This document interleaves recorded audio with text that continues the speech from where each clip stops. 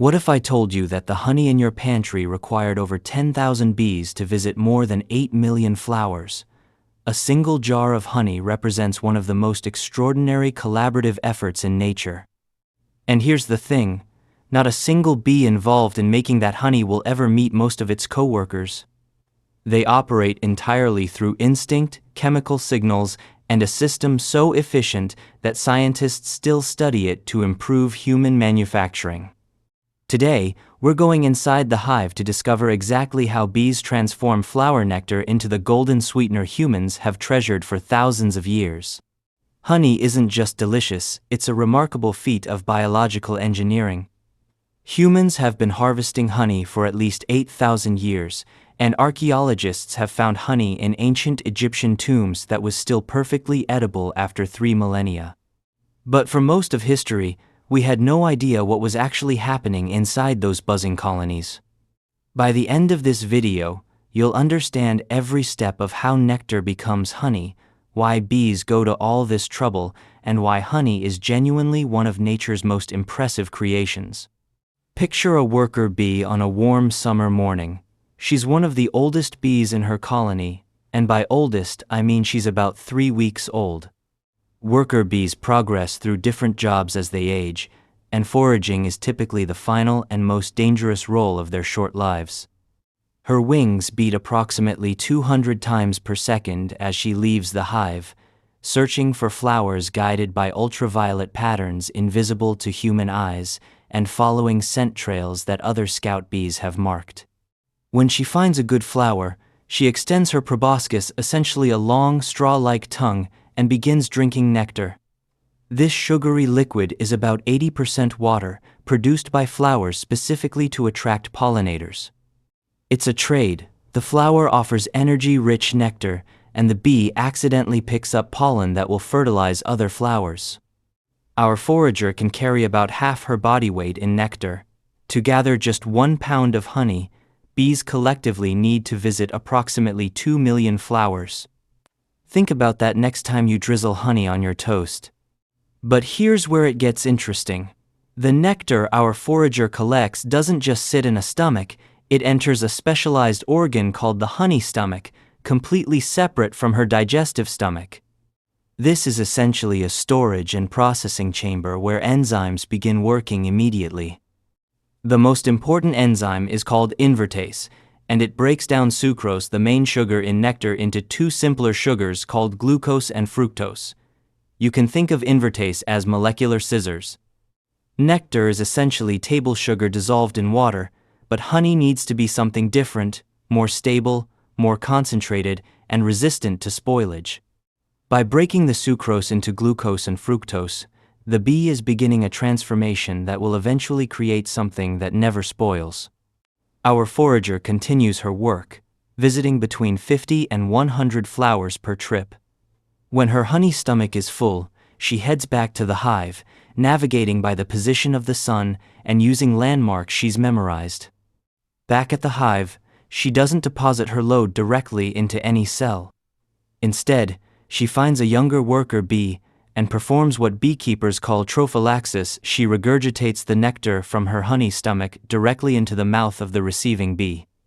This might sound unpleasant, but remember, this nectar has never been in her digestive system. It's been in a specialized storage organ, already mixing with enzymes.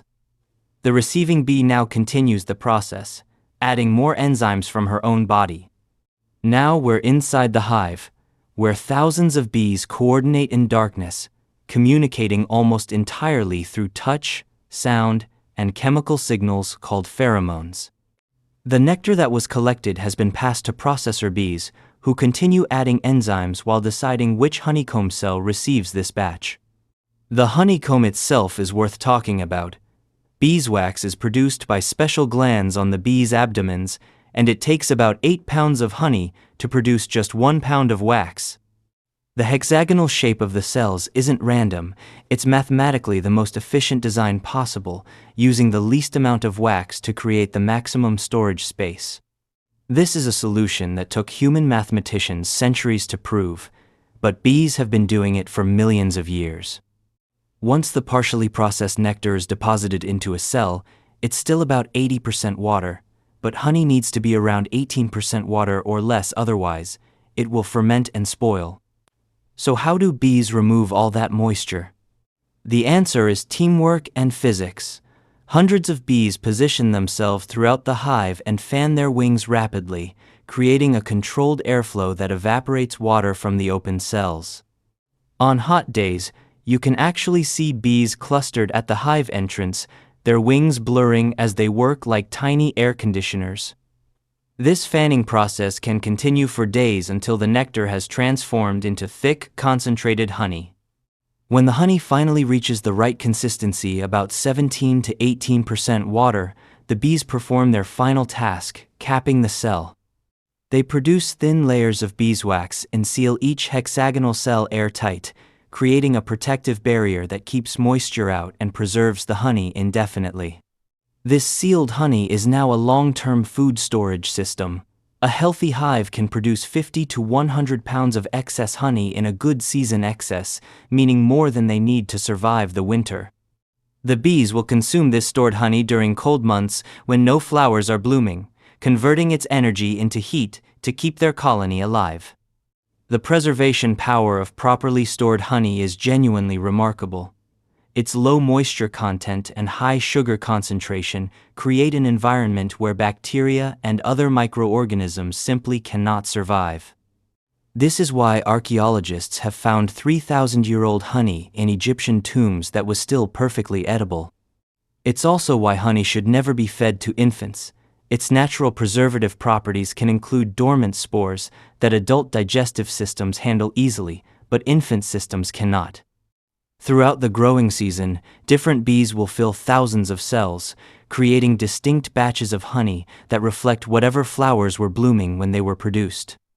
This is why honey can taste like wildflowers, clover, orange blossoms, or even buckwheat. Each flower's nectar carries its own unique blend of sugars, minerals, and aromatic compounds. Here's something most people don't realize. A single worker bee produces only about 1/12 of a teaspoon of honey in her entire lifetime. 1/12 of a teaspoon. Every jar of honey you've ever seen represents the complete life's work of hundreds of bees. When you consider that a typical hive might contain 20,000 to 60,000 workers during peak season, and each one contributes such a tiny fraction, the scale of collaboration becomes almost overwhelming. Bees also practice something called flower constancy. Individual foragers tend to specialize in one type of flower at a time. This makes them more efficient pollinators because they're moving pollen between plants of the same species, and it also creates those distinct honey varieties. The waggle dance deserves mention too. When a forager finds an exceptional patch of flowers, she returns to the hive and performs a figure-8 dance that communicates the direction and distance of the food source to other bees. The angle of the dance relative to the sun, the duration of certain movements, and the enthusiasm of the vibration all convey precise information, all in complete darkness, detected through touch and sound. This is one of the few examples of symbolic communication in the animal kingdom, and it was decoded by Austrian scientist Karl von Frisch, who won a Nobel Prize for this discovery. So the next time you see a jar of honey, remember what you're really looking at. You're seeing the collected nectar from millions of flowers, processed through the bodies of thousands of bees, each performing specialized roles in a system that has evolved over millions of years. A forager bee works herself to death in about 6 weeks during peak season, flying approximately 500 miles in her lifetime, all to produce less than a quarter teaspoon of honey. She'll never know the full picture of what she's contributing to. She'll never taste the finished product in your kitchen. But her work, and the work of thousands like her, creates something that humans across every culture and every era have valued as one of nature's greatest gifts. And that is how bees make honey.